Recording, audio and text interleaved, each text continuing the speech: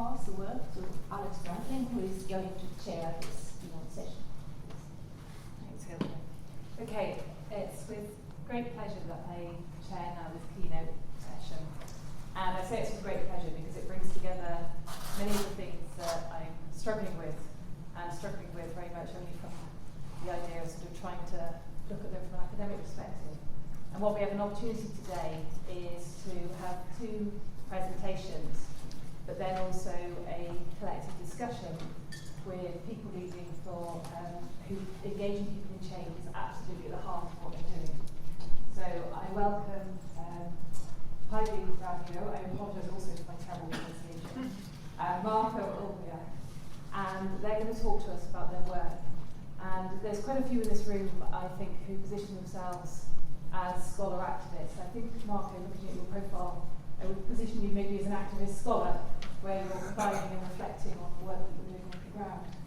And Päivi is doing a lot of work around public art and community art. And so I think we're going to have a really nice conversation. And I think that hopefully it's going to connect really nicely with the questions for today, for the session too, thinking about the role of creative methods, arts-based methods. So just to start, just by telling you the format of how we're trying to do a keynote session on engaging people in a way that actually engages you too, hopefully. So what we've asked Päivi and Marko to do is we've asked them quite a lot actually, because we've asked them to do all of this just in 10 minutes each. But we've asked them to critically reflect from their own experience on actually the experience of engaging people in sustainable placemaking.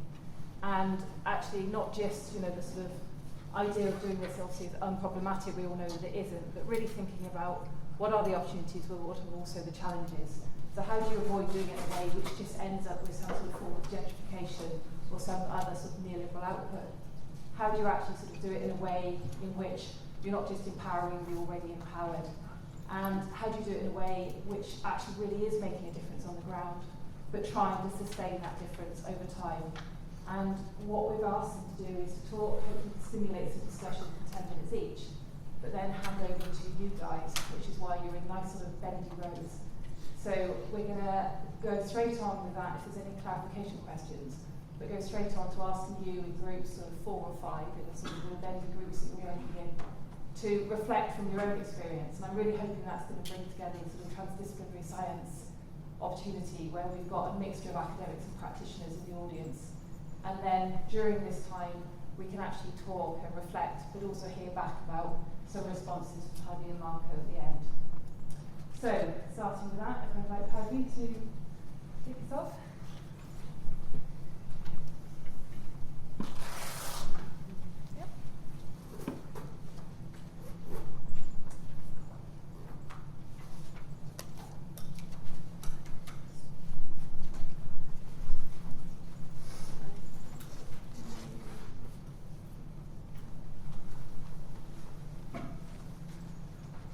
Good morning from my behalf. So my name is Päivi Raivio and I'm an artist and designer. My background is in public art and design, and I studied that in the UK and continued my studies in Finland in the field of design. And what kind of is the basis of my work, that I was always very interested on public space, mainly cities, but also kind of the places where people gather, where they meet and connect. And in my work, the main aim of my work is mostly to create encounters between people who wouldn't normally meet in our public space. So re-choreographing public space with physical structures, which often are on the background.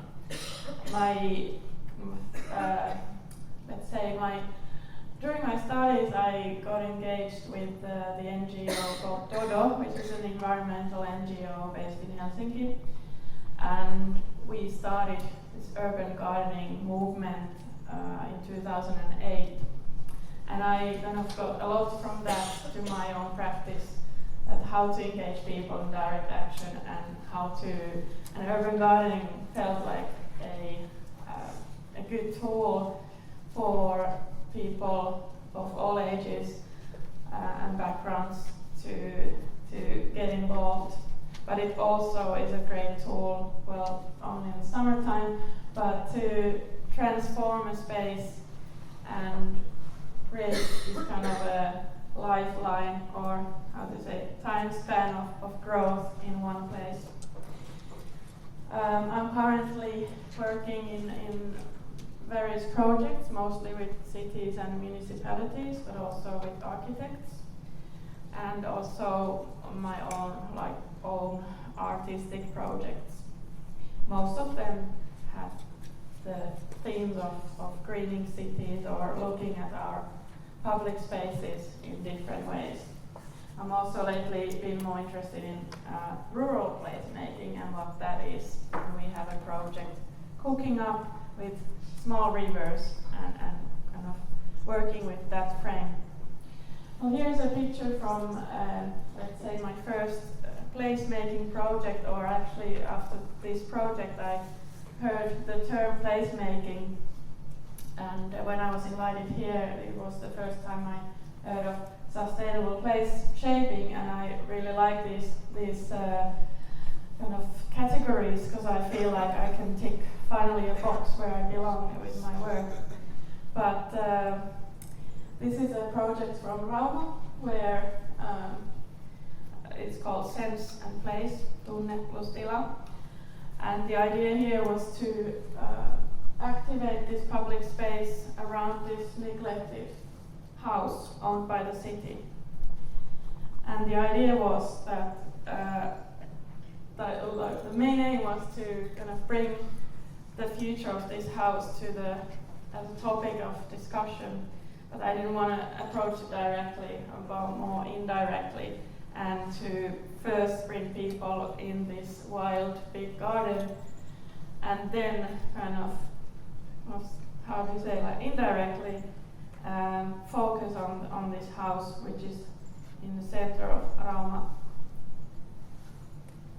The process included urban gardening, or gardening, and I had lots of workshops with children and schools, and I wanted to create this connection between the place and the action and the growth and this kind of time span to this generation. This was a temporary project, so over one summer. Then what also is a kind of a big part in my work is to create connections between phenomena and people and groups, and that is also a bit of the design kind of approach. We invited artist groups and locals to develop activities in that garden. There was also schools having their kind of classes in this garden. There was different subjects taught in the garden. By the end of the summer, we had let's say, hundreds of visitors, but we didn't monitor them all. But what struck me was that there was a lot of people who came there then regularly, even on a daily basis. For example, an elderly lady in her 80s told me afterwards in this kind of open weekend on the left-hand corner that she had visited this garden every day with her assistant or carer from the nearby kind of old people's home. And I was really touched by that, because she said if she could only physically kind of do that, she would move into this garden to live in a tent. So finally, on the end of the summer, we opened this house for public and had an open weekend there, and kind of that was the moment to turn the discussion about the house. And as a result of these discussions and dilemmas and talks, a small association was founded, and which started to kind of advance the views of this house.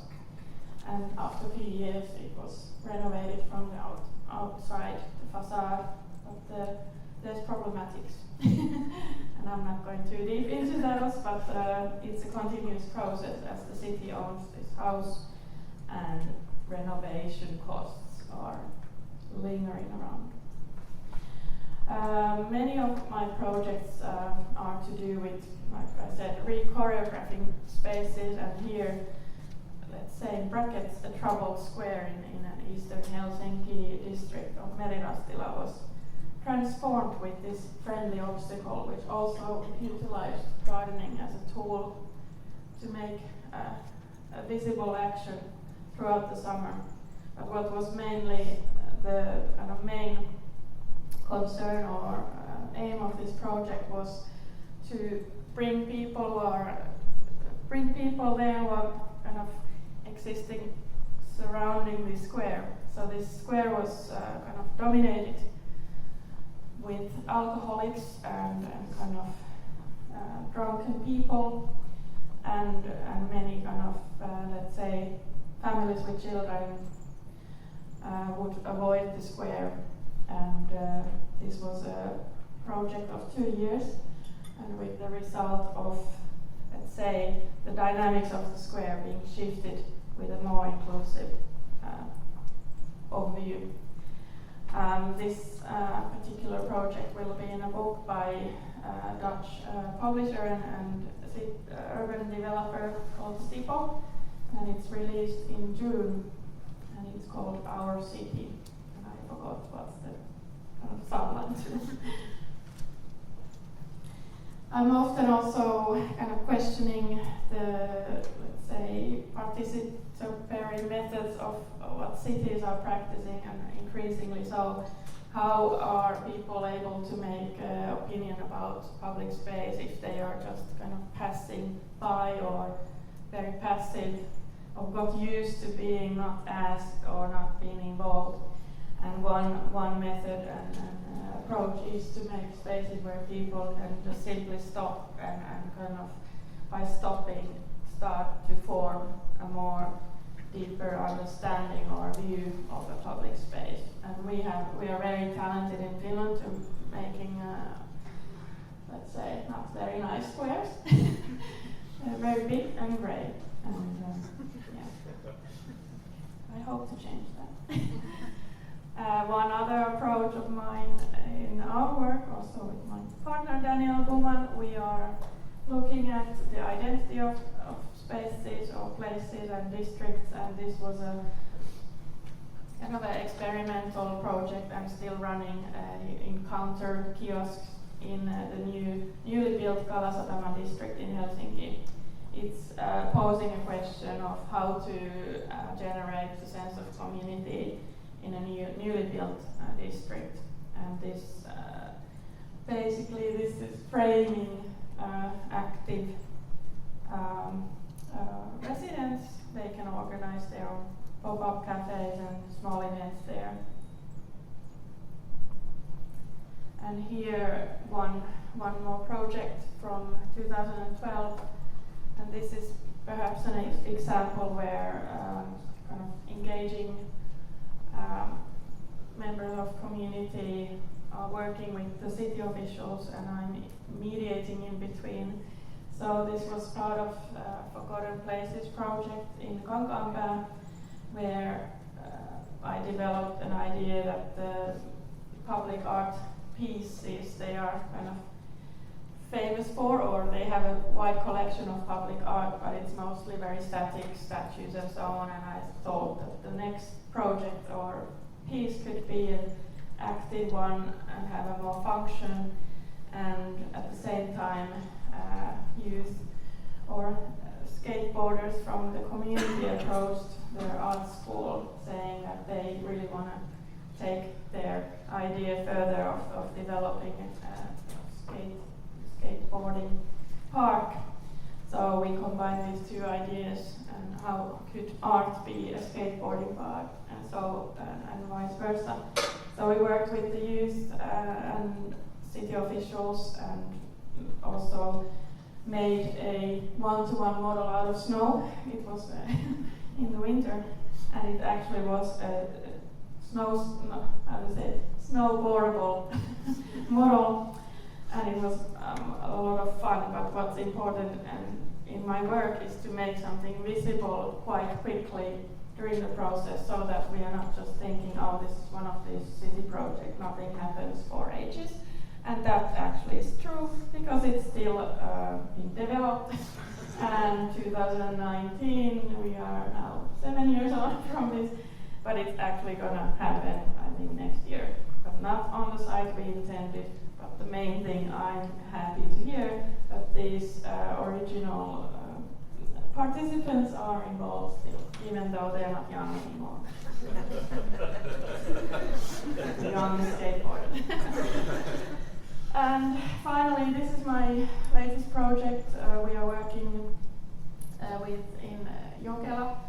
Actually, if you are on the train back to Helsinki, you might see this.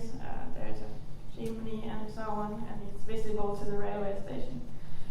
But this is a municipality of Ulvila, where we are activating this old brick station with the municipality's city planning officers. The idea here is to do this placemaking methods or principles that we engage in the community, of course, but also looking at the site as a whole, creating these connections between learning environments and the cultural history and so on, making it more visible. The main thing here, I think, as a, let's say, from the sustainability point of view, that socially sustainable, and from the place point of view, we want to make this in a very gradual process. So we are starting off with some outdoor furniture and cleaning the site and so on. But there's I feel like this process is very much kind of building up into something socially and cultural, let's say, from the site's cultural and historical point of view, sustainable future, that it's a slow process which involves people, and we are kind of sensitively listening to different kinds of parties in this process. So that's all for now. Thank you.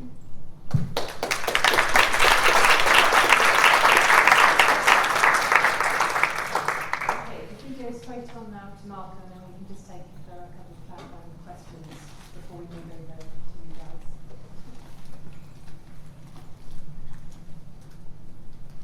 Okay, thank you, and warm welcome to all of you to Tampere. I've been living here since '89, but when I came to study here, and I've ever since been working and active. And I'll be presenting two things that I've been involved here in Tampere. The first one, which was mentioned more in the program, is about this renovation project, which was done as a co-housing exercise from 2006 to 2012, and then more a policy initiative from way back in early 90s. And this, although this activism in the title, then of course this co-housing thing is also a matter of investing, like that we funded the renovation by ourselves. So it was, they wanted that kind of capacity as well. Oh, the resolution is not good at all. But anyway, this gives you an idea how this place looked like in late 80s. That this is how much of Tampere was built 110 years ago. Housing for workers. Tampere is very much a city of workers, and the low-cost material at that time was wood. So these log houses were built in this part of town. And for fire regulation, if there was 2 stories, then the low one would have to be brick. And this is how Tampere looked like, and housed a huge number of people. But then modernization came in, and in 60s, this part of the city was rezoned. And then you see the new structure, 6-7 story concrete buildings. And they were to replace all the buildings. So this one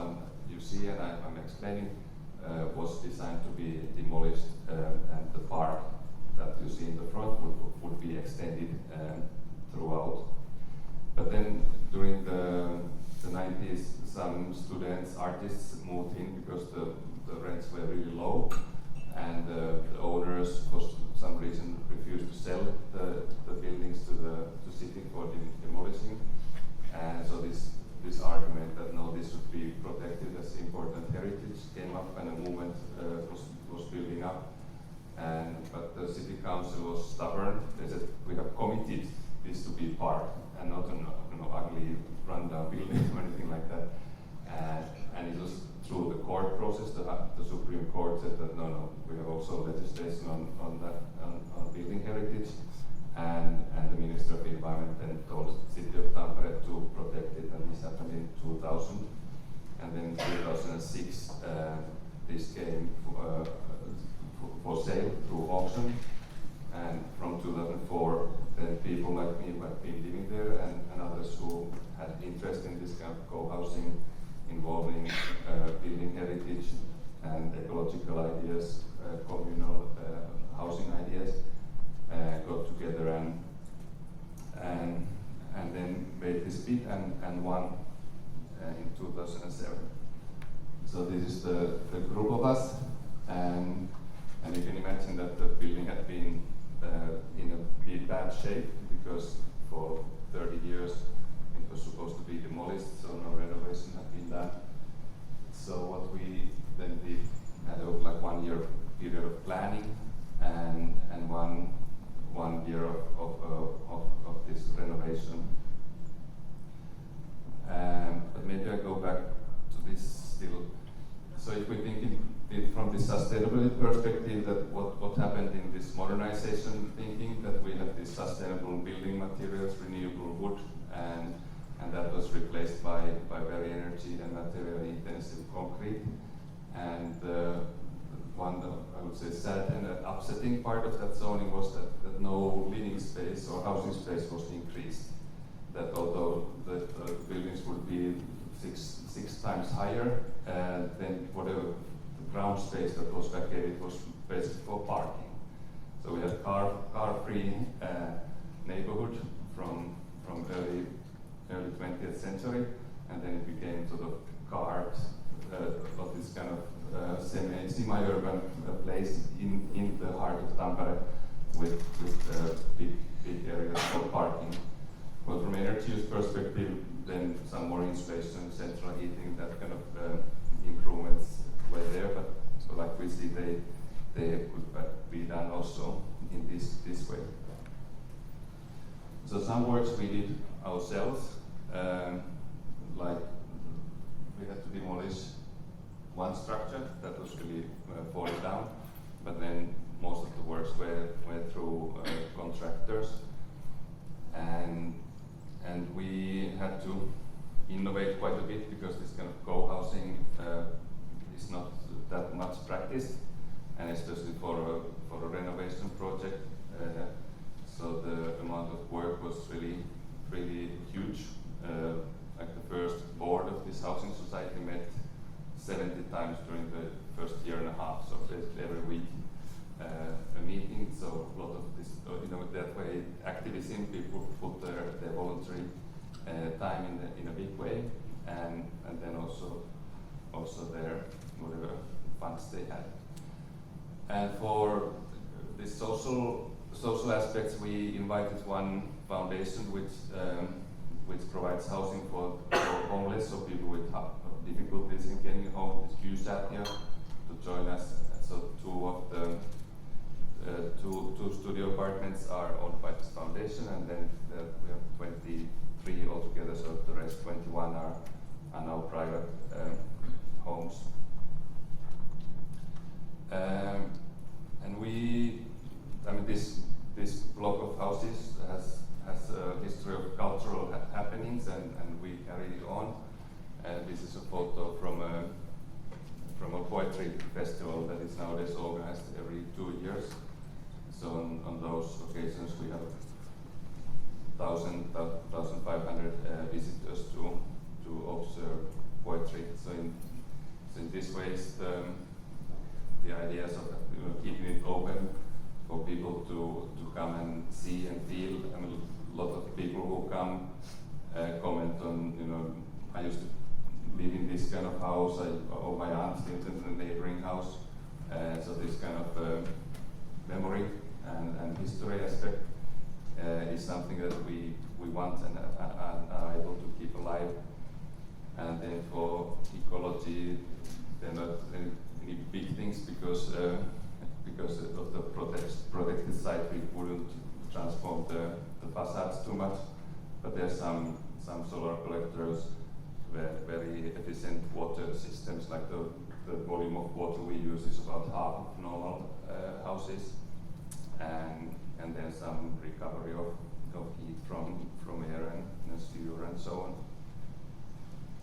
But you're welcome to come by. So our sort of this inner yard we consider open, so you can walk in, you can sit on our chairs, feel. You can Google the address with my name or this place name and just check it out. Well, the other thing I thought would be interesting is this kind of policy activism or political activism. That in '92 we started basic students of environment or interest in the environment, that we had followed the Rio process, the Agenda 21, the climate convention, and made this proposal that let Tampere be the first city to become carbon neutral. That was quite a new discourse then, and when I was trying to find documents for this presentation, I realized that this all happened before internet, so I couldn't Google our old stuff, but actually there's this thing called archive.org, which stores abandoned websites, so it was some things I was able to recover. But we took part in some UN contest for best practices, and this text is from that document. We had 300 best practices around the world in the early 90s. So basically what we went through each gas, greenhouse, this carbon dioxide, methane and so on, that what Tampere should do to reduce the emissions to a sustainable level, and then how to do it. So we had like this car-free city center, public transport through rails, and then at that time bio-waste was just dumped on the landfill, and then of course huge amounts of methane were emitted from there. And lots of these things have been done, so in that way one can have some feeling of satisfaction that when what we then proposed has been done or is in the pipeline. Like you might have noticed the tram construction on the intercity center. But still, if we look what has happened, although these commitments have been there, and actually the present town council from 1 year back made this commitment to be carbon neutral in 2030. I think we had something like 2000 in our proposal, but still there's a long way to go. So the easy things have been done, but the more difficult things is yet to be done. Because, for example, this income correlates so strongly with environmental harm. So still people want to become rich or even a bit richer, and then it means that they will become more environmentally harmful as well. So these kind of bigger transformations are needed to reach the carbon neutrality, but some things are there. So this is not yet, but this is an illustration how Tampere will look like in 3-4 years time. And like this proposal we had then, that let there be no cars in the main street, which was then considered very utopian for a decade or two, but now in a couple of years that will be the case for Hämeenkatu. Okay, I conclude here, and I'm happy to join in the small discussions and in the floor as well.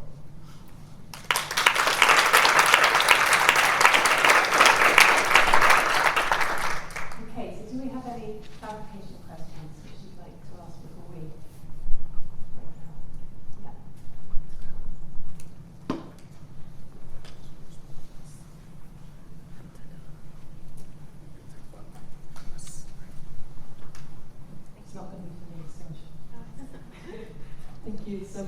on the last project was, you know, if you could say a little bit more about who was involved and how did you get people to sign up to come to meetings and participate in creating this long-term change. This Tampere 21. Yeah, I think the core were a couple of environmental groups. We have this thing called Coalition for Environmental Development, and then but the maybe the core was the Student Union's Environmental Club, that we had some resource from the Student Union to send letters and faxes, and then but I think in the sign-on we had then maybe 50 local groups that we spent maybe more than a year just getting the signatures, so approaching very different kind of like local association, political youth groups of the political parties and whatnot. So in a way there was a wide base, but then like usual, then the actual running of the process was with this half a dozen people.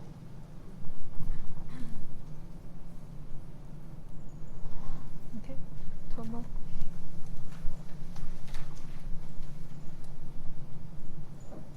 Hello, I have a question to Päivi. I'm asking, like, are you commissioned your work, or have you, like, yourself an idea, I would like to change this place, and then how you find the partners and funders for that, if it's that latter one?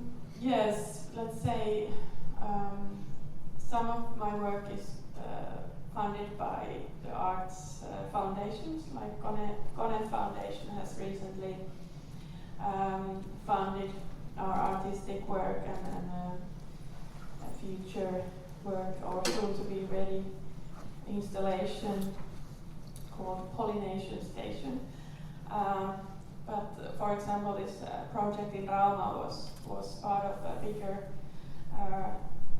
project by Maaseudun Sivistysliitto, which is the Union of Rural Education and Culture, and they run a project for 3 years, and I did this same Sense and Place project in 3 different locations during that. But that was a big funding from Kone Foundation.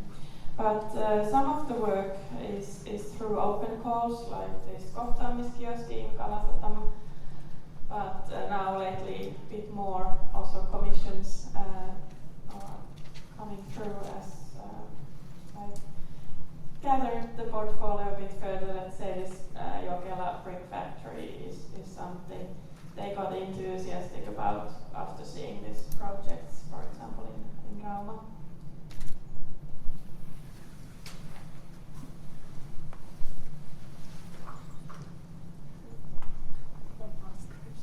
Ask questions when I don't disrupt. Just one last question, also for Päivi. You gave the example of the square who choreographies, and it was the square that was dominated by drunk people, and I was wondering what happened to them. Crowd stayed, and that was intended.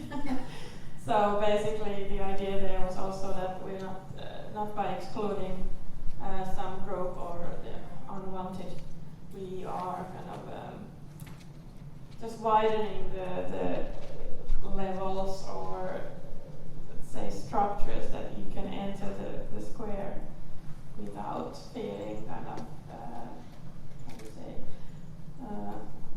well afraid or not belonging there. And we strategically placed this garden and seating elements and play elements as a friendly obstacle where people would go to the shop, the grocery store and back. So it was just placed there, they have to go through it and then hopefully stop there too, and they did. In every project we are often facing a lot of, let's say, worries and attitudes and preconceptions of how things should be. And for example, this was a bit controversial project already from the city. It was commissioned, and we worked with the suburban project of Helsinki City Planning Office. But then the maintenance technical office was very concerned that we're just making more seats for drums.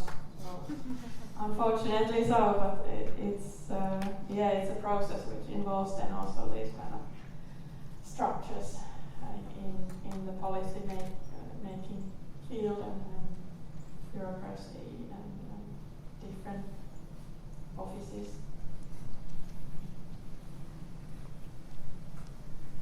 Okay. I think if it's okay, we'll stop there, but if there's questions, we'll take at the end because there's going to be no chance to get you guys reflecting and discussing. So, I know a few of you arrived just after the beginning, so just to say again, what we'd like to do now is take the next 20 minutes or so. You're in sort of bendy groups of 4 or 5, kind of a bendy group. And hoping that you're naturally mixed up so that we've got practitioners and academics mixed together. But if you find that you're all one type and you'd like to mix up, please do.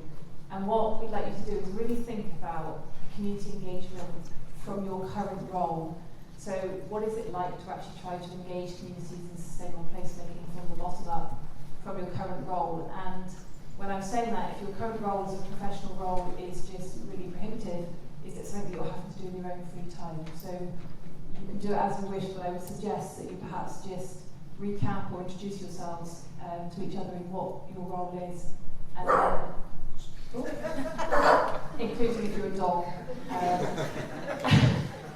And then we can just sort of have a think about what's meaningful to you, what resonates to you from these questions. And at the end of the session, we'll just invite a couple of reflections from as many groups as are keen to reflect in the time available. And Marko and Päivi will be walking around the room as well to hopefully engage with you. Okay? Over to you. Thank you. Okay, I'd just like to add, I think sort of reflecting from my own position, I think it's really lovely what's been achieved with Suspects with this conference and mixing a range of different people together. We seem to spend so much time still as academics talking about the importance of not having all these silos, but then ourselves working in silos as well. So there's many things that we talk about that then we keep doing. But I think it's just really nice, and I think one of the luxuries you have as an academic is the idea that you actually do have time to reflect. And for me, I think it's one of the key things of working with communities and other organisations is making time to reflect, in this case, on actually what is sustainable placemaking. And who do we think that we're sustainable placemaking for? And I think it's keep reflecting on those issues, which keeps all the issues of power and play and all the issues of who we are engaging and who we're accidentally and intentionally excluding from processes is really key. But thank you all this morning. Okay, so I think practicalities. Yes. No? Yes.